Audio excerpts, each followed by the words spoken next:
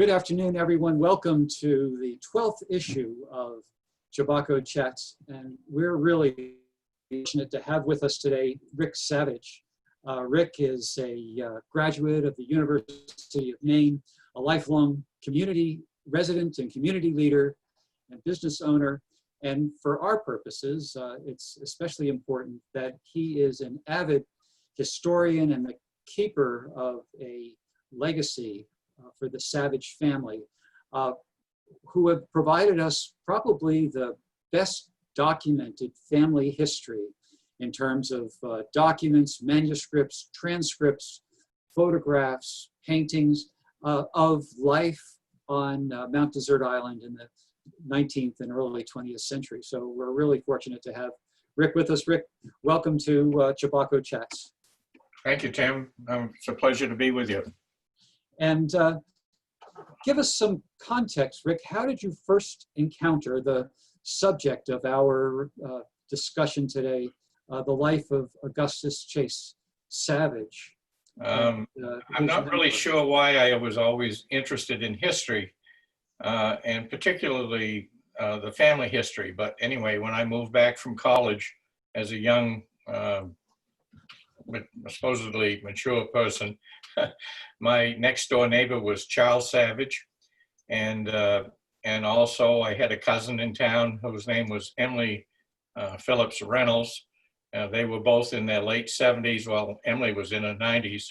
And when they found out there was a family member interested in family history, I became inundated with letters, photographs, memories, and articles. And so anyway, I've been the keeper since basically 1972 of this material. And we had a section, now this is, Chebacco Chats refers to discussions that we build around the publication of our annual magazine, Chebacco. This is the copy that came out in 2017. It was followed a theme called A Sense of Place.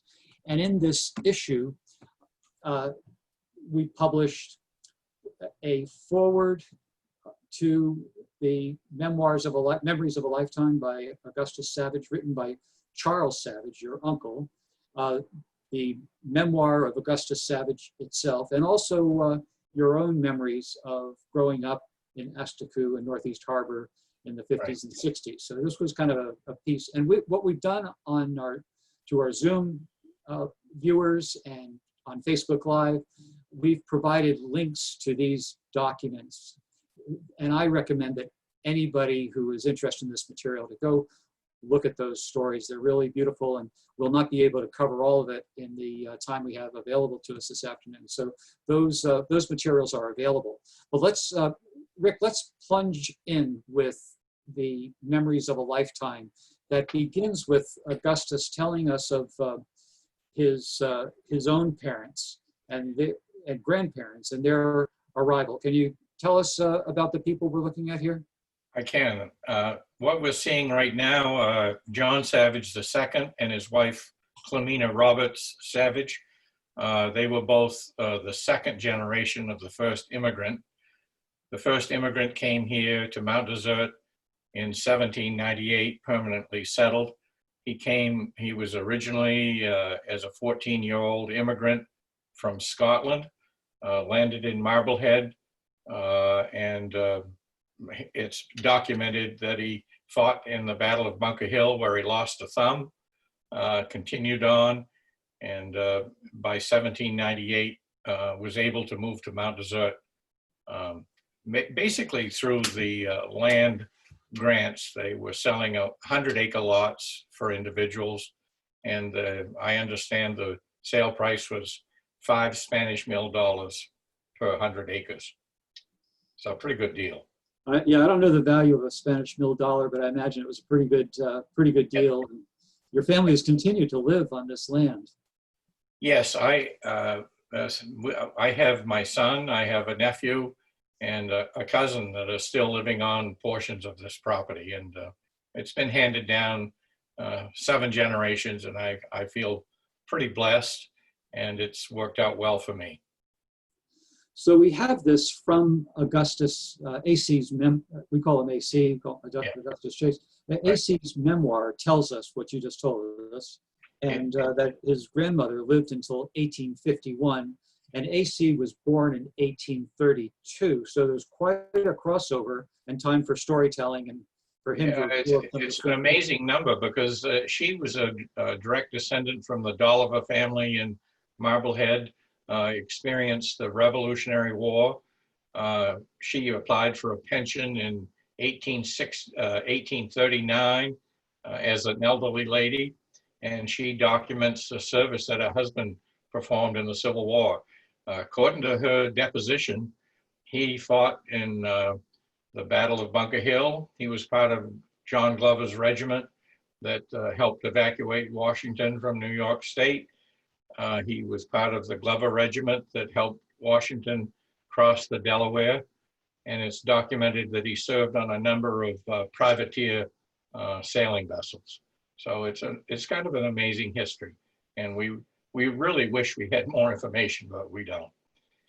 And we began this series of Chebacco Chats with Bill Horner's story of the Tenedos. And this is not the Tenedos, it's Pomone, a sister ship to the Tenedos. And it must have looked, the Tenedos must have looked very much like this. And AC tells us a little bit about this. Can you go into it? Yeah, he in his memoirs tells about, he's about 12 or 13 years old. He has an older brother who's 20 and an uncle who's about 20, 25. The uncle was married to his sister. But anyway, the Tenedos was up here patrolling the area and demanding ransoms from ship owners and trying to enforce the British rule of law at the time. This was during the War of 1812. And so apparently my great-great-grandfather, John Savage I, his uncle, Timothy and Peter, were rafting logs to take to the Soamesville mill. And they were surrounded by the crew on the Tenedos, which was anchored off Bear Island. They cut the raft of logs adrift and kept the three men aboard the ship until after the Battle of Norwood Cove. And that was in August of 1814. Right. And AC tells us that his grandfather was a sick man, but was very much wrought up, and remarked that if he were well, he'd like to give them Bunker Hill. That's what he said. And let's go to this interaction he mentions with the lumber mill in Soamesville. Right. Here's the mill in Soamesville, and it's at the outfall of the existing pool, the way I understand it. I'm sure it's a later photograph than 1813 or 1814, but I bet the mill looked very much like that. And Charles Savage, my uncle, who wrote some memoirs of this, he tells of seeing the dilapidated mill in his lifetime. Because today it looks like a pretty little park. Yeah, and the story behind this mill's destruction in the 1930s was that it was tied to the 4th of July as we approach this weekend of young boys playing with matches. I've heard that story too. And we go on to talk about Seal Harbor and the arrival of the Clement family. Right. The Savage family arrived in 1798, and obviously they were very early settlers. The Manchesters were in Northeast Harbor, and I think the Manchesters might have been the very first settlers. There were Hadlocks near the outflow of Hadlock Pond, but John Savage was the first at the head of the harbor, and he remarks on people settling in Seal Harbor quite early on. Would have been the Clement family, the Roberts family, and the Bracys.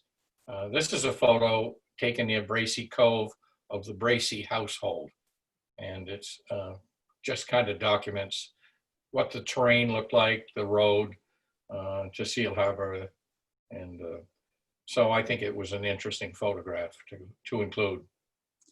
And I want to invite our viewers to pose questions either on Zoom chat or on Facebook Live, and we'll have time for you to pitch in your recollections or family stories and pose questions to Rick. So go ahead and pose them, and we'll leave time at the end of our discussion to address those questions. And AC, in some ways of his writing are just beautiful and arresting. He writes, "As time flew on, I awoke to the scenes of life. I found others in the family older than I, 3 sisters and 2 brothers." And we have this very arresting photograph. This is obviously a tintype in a formal setting. I always say you have to write on the back of photographs who they are. I don't know who these people are. He had 3 older brothers and 2 older sisters. Then along came himself, AC, and finally he had 1 brother. There were 7 altogether. And he actually was out of the 7, there were only 2 that lived to maturity and have families. So. And he mentions here the process of education on the island in this era. Right. He claims his father went to school in Southwest Harbor. He attended the same school. I'm not sure where it was. He said off and on he went to different terms of school, and I think his last schooling was when he was about 18 or 19 years of age. And what kind of things did he learn in school? Well, he learned to cipher and calculate interest on notes. And I'm sure that he had a good deal of education in navigating and handling of ships. He was the master of a ship by the time he was 19 years old. He served as he calls it a deckhand and a deck boy and a cabin boy, starting at 12 years old. So he had 7 years of internship with his father. They co-owned a number of ships. I counted the number, and in his lifetime, he owned 6 different schooners. Wow. Yeah. Now, he moves on to talk about the acquisition of land. Right. And this is the 1807 Peters map. This is a portion of the Peters map, which covered all of the de Gregoire Grant, which was the eastern half of Mount Desert Island. And you can see how the land was divided up. This map, according to the original copy, was printed in 1807. So if I point, I don't know if you can see, but down here in the bottom left-hand corner, I can point if you tell me what number. Number 73. That's down here. Well, yeah, right there. Yeah, here. That's the site of the first settlement. And this little stream that is Little Harbor Brook. So John Savage the first settled there in 1798. It says it's lot 73, 95 acres, deeded to Thomas Savage. Thomas Savage would have been one of John Savage the first sons. And apparently Thomas sold it at some time to George Roberts. Then in around 1820, we go up to lot 67. That's at the very head of Northeast Harbor. And William Roberts Jr. and John Savage II bought this 100-acre tract of land, 105 acres it says. And apparently William Roberts did the paperwork because it says deeded to William Roberts. But they split this lot in 2, and John Savage took the eastern portion, which would be the bottom half, and William Roberts took the western portion. So and today, what's there? Well, right there at the head of the harbor is the Asticou Inn, sitting right on the water. And I would be up in the middle about where it says 140 rods. And that's about where I live today. Okay, all right. And then we move on to the Soamesville Mill, or I mean shipbuilding in Soamesville. Right. And Daniel Kimball, give us the background of this. Yeah, this is a nice photograph of a ship under construction, a schooner. They were generally 95 to 100 feet long, maybe 30 or 40 feet wide. And Augustus Chase writes about a schooner like this being built in Northeast Harbor. That would be out in the southern end near the Clifton Dock today. And his father was working on it, and they went to launch it, and Augustus Chase cries out, "Save the ship." And he says they dropped the anchors over, and it prevented it from going ashore on the other side. So I'd say this is typical of the coasting schooners that they use for about 30 to 40 years before the coming of steamboats. They sailed frequently from Machias to New York, even to Jacksonville, Florida, carrying bulk cargo back and forth. So that was their livelihood. And then in the winter, obviously, they put the boats away. So. And I think maybe in the background of this image, we can see the dock at Soamesville, Yes, the ruins of which still exist. Yes. Yep. Yeah, that's a good photo of Soamesville.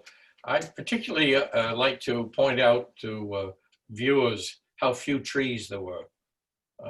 And when we come back to another scene in Northeast Harbor, I've got a good remark about the lack of trees. Yeah. I think it's quite appropriate. This is Augustus Chase Savage when he's about a teenager, and he took over his first command of a vessel at the age of 19. So I'd say this is a pretty close depiction of how he looked. And it's this section of his memoir where he talks about family tragedies and illness that sort of were part of life. You know, it's just interesting for us to be thinking about in the midst of a pandemic, but his own encounter with typhus, the death of his siblings. Yeah, tell us a little about that. The typhus thing was a terrible. He tells her he was 12 years old, so that would make it about 1840, 44. He said his uncle, Thomas Pung, came to visit the house, and he was the keeper at Mount Desert Rock. But anyway, apparently he was carrying this typhus disease.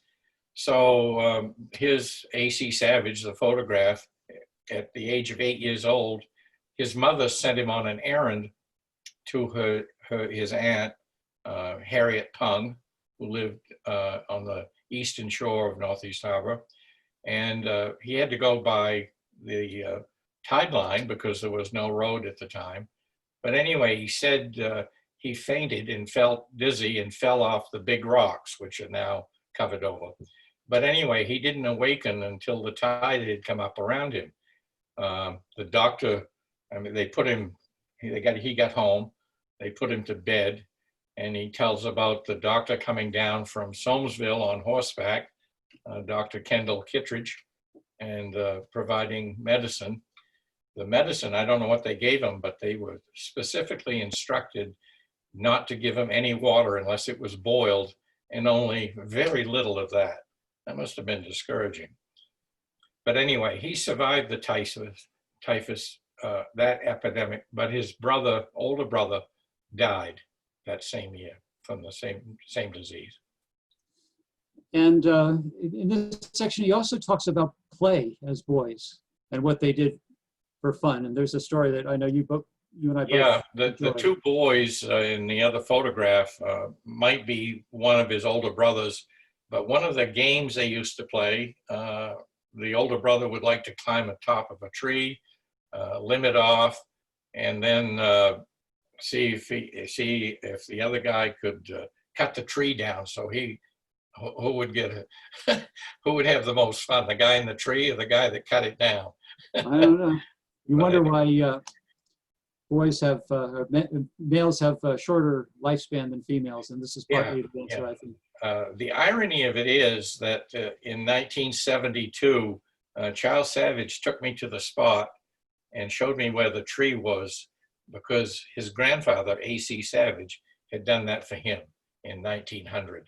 So anyway, I always felt touched by that story. It's a gift to have this line of passing on family stories. To Leonise Bartlett, she asked, she missed the last name as we were getting started, and I want to tell her that we're talking about Augustus Chase Savage. This is a photo of Augustus Chase Savage. His father was John Savage. His mother was Clemina Roberts Savage. His grandfather was John Savage, and his grandmother was Sarah Dolliver Savage.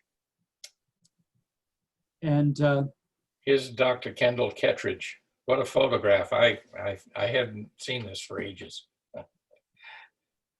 I think, Tim, you provided that for me. Yeah, it's this unfortunately is lost to us except in a digital form. It was offered as a something we could buy for $500, but otherwise just are able to use in a digital form. That's a little beyond the I think it's worth noting that he had to come by horseback because there was no road suitable for a carriage at that time. And I'm talking about the mid 1840s. Right. That would be between Northeast and Soamesville.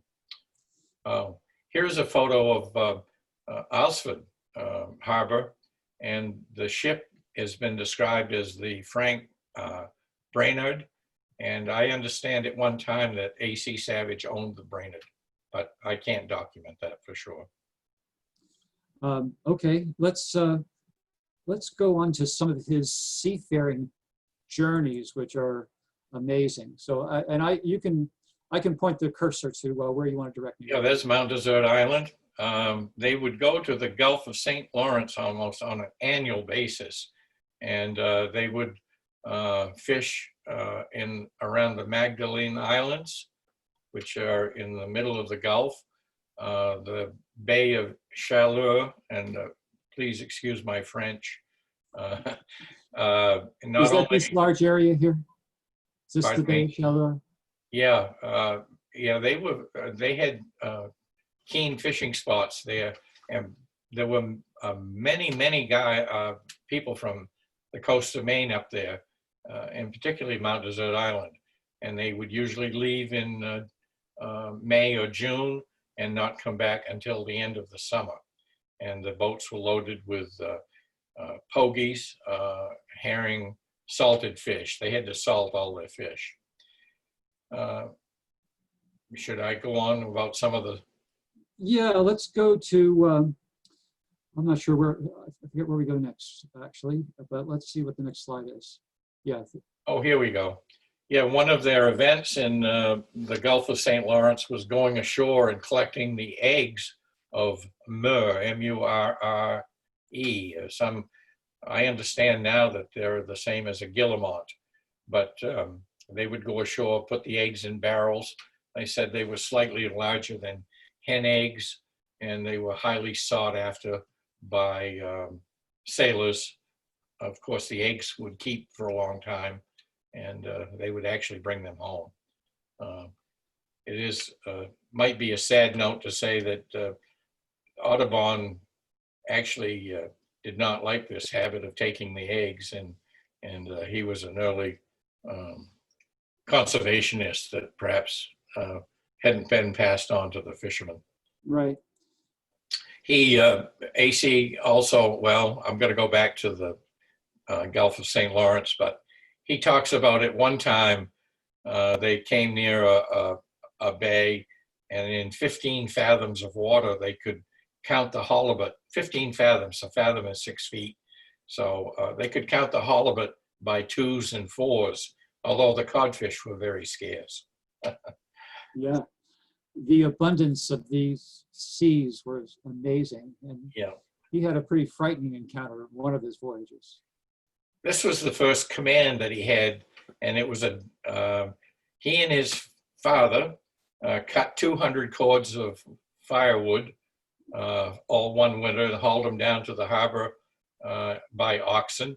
Now, they didn't have chainsaws, I know, and 200 cords is a lot, especially for those of us who burn a little wood. We know what 3 or 4 cords look like. But anyway, the railroads used a lot of wood to burn in the locomotives. So they had a deck load of wood, and this was his first command at 19 years old.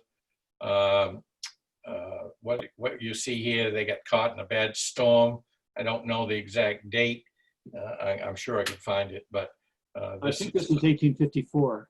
Yeah, 1854. And the storm toppled the lighthouse of Massachusetts called Minot's Ledge Lighthouse. And AC writes that he made it into Portsmouth Harbor by hit rather than good miss. Now, it's funny, he talks about Emily at the end, but he manages to make it through the 1850s without mentioning the fact of his marriage. Yeah, at the end of this voyage, he came back to Mount Desert in 1854, and this is his wedding photograph, December 30th, 1854, and his bride is on the left, Emily Manchester Savage. She's 2 years younger. He's 22 years old, and this is Augustus Chase Savage. This is December 30th, 1854. Is this a good place to, I guess we should probably move on, but tell us a little bit about family memories of Emily. Excuse me. Well, she's a very devoted wife, and she came from the Manchester family, who was were the very first settlers in Northeast Harbor. So maybe you should prod me as to what you'd like to hear. Well, I'm thinking that when we get onto the next set, there's more this is letters that were exchanged between Emily and AC. Yeah, well, that's very important. This is, on the left is Samuel T. Savage. This is AC Savage's younger brother. He was a gung-ho 22-year-old single man in Northeast Harbor, and he signed up for the Civil War in the Maine 1st Heavy Artillery in 1863, one of the very first of the volunteers. On the right is AC Savage, and he was distinguished enough to go into the Navy voluntarily as an acting ensign. So that's a fairly high rank at the time. These are 2 photographs. Samuel Savage was in the Army, Maine 1st Heavy Artillery. He was wounded and suffered with a wound in his shoulder. He contracted TB, suffered with that for about 2 years, and he eventually died in the spring of 1864 at home. AC Savage continued to serve the full term in the Civil War, and he retired or was dismissed at the close about 1865 in the spring. I'm not sure the exact date. And these are the vessels he served on. And the thing about history like this, these are photo depictions of the vessels. He trained on the USS Putnam. He served on the USS Delaware, which is in the top photograph, one of those vessels, and the USS Savannah. And I think that's the bottom right photograph. Unfortunately, we have the official records of these yes, these ships and military units. So now we can start to combine a family history with a national history and the role of that conflict and how it affected individual people and people at home. I wonder if this is the appropriate time to maybe read a few excerpts from their correspondence. Sure. Between Emily and AC Savage. I have over 150 letters written. They wrote about twice a week to each other. Somebody decided to save all the letters.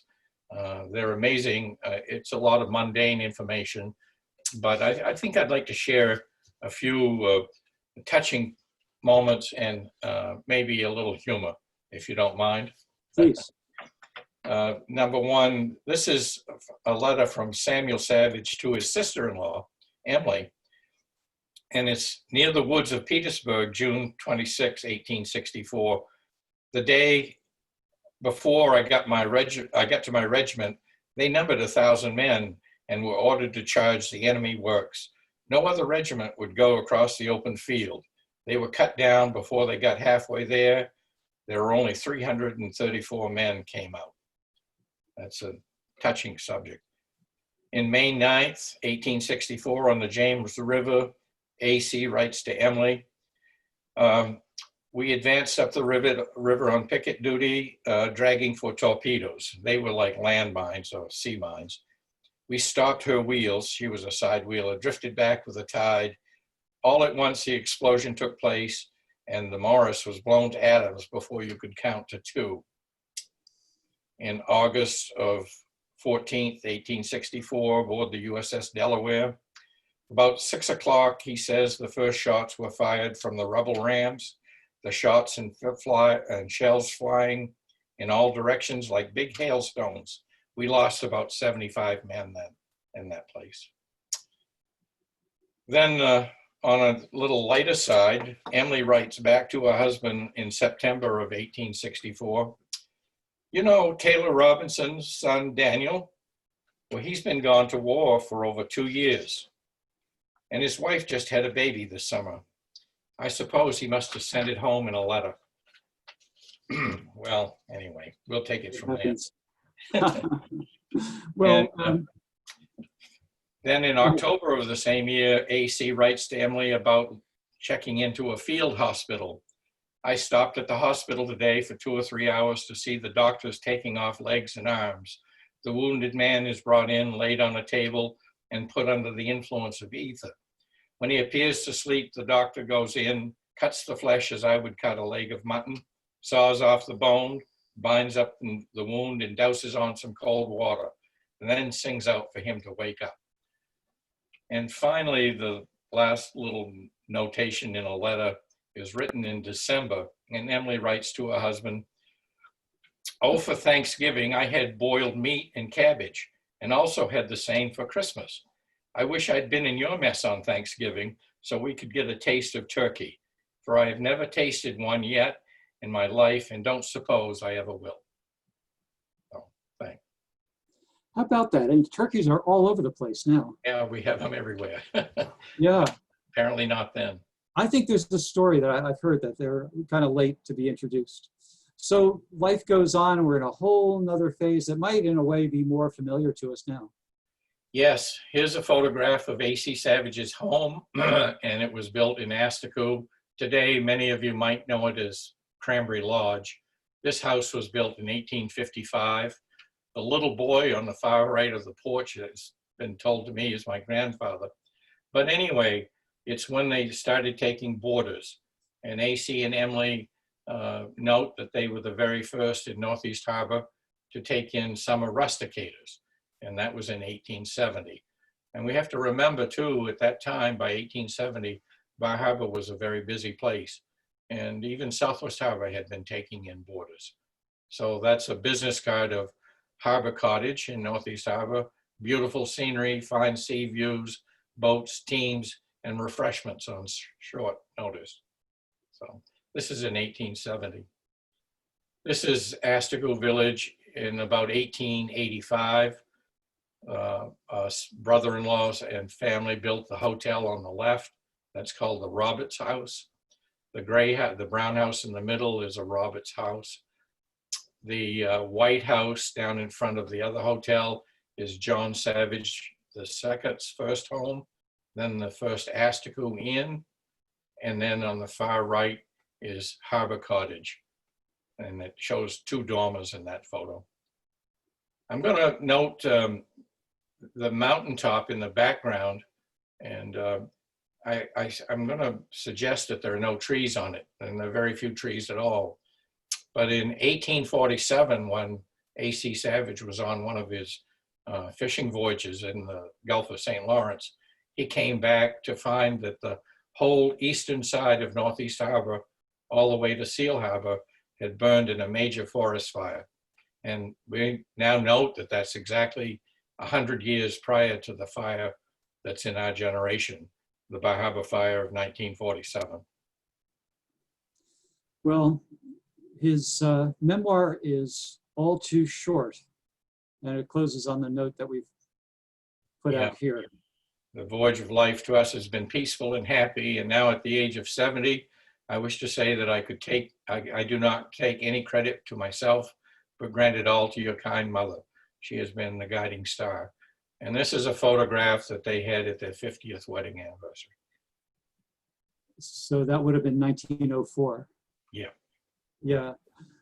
All right. Well, Rick, it's thanks for taking us through this. I want to get to a couple of questions.